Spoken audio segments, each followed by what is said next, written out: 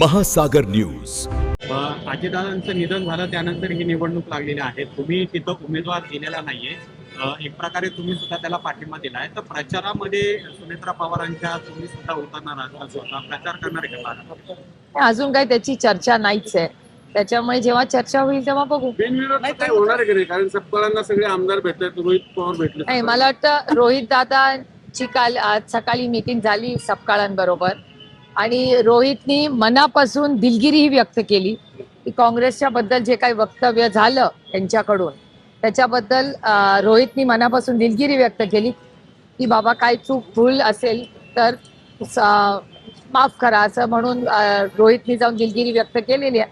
बघूया काय होतं. पण ही दिलगिरी आत्या म्हणून त्याला काही सांगणार की नाही?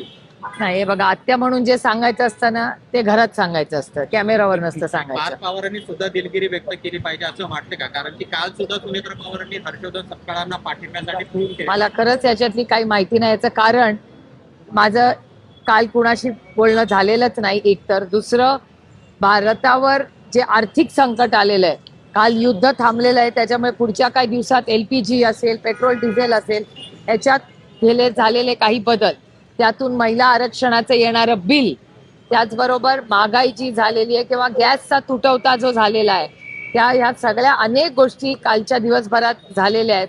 तर त्याच्यात बारामती लोकसभा मतदारसंघ, राज्य आणि देश पातळीवर या सगळ्याचा फॉलोअप करून, कारण का आपले काही लोक अनेक ठिकाणी अडकलेली आहेत, त्याचाही काल फॉलोअप घ्यायचा होता. त्यामुळे त्या सगळ्या गडबडीत त्या कामात मी व्यस्त होते. त्यामुळे मला ह्याची फारशी काय माहिती नाही.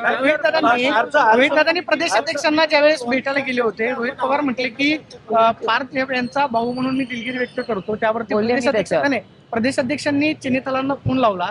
चिनीतला असं म्हटले की राष्ट्रीय हायकमांड जे आहे त्यांना बोलून कळवतो. जर कदाचित प्रदेशाध्यक्षांनी ही भावना राष्ट्रीय हायकमांडकडे मांडली, सुनेत्रा वहिनींनी सुद्धा हायकमांडला फोन केल्याची माहिती आहे, काँग्रेस मग माघार घेईल? मला माहिती नाही, मला आत्ता तरी ह्याच्यावर काही बोलता येणार नाही.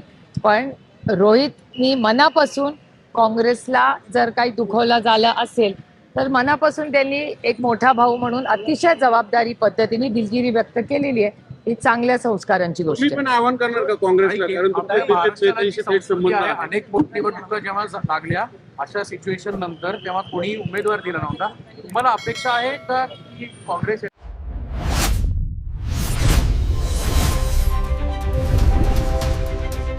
महासागर न्यूज.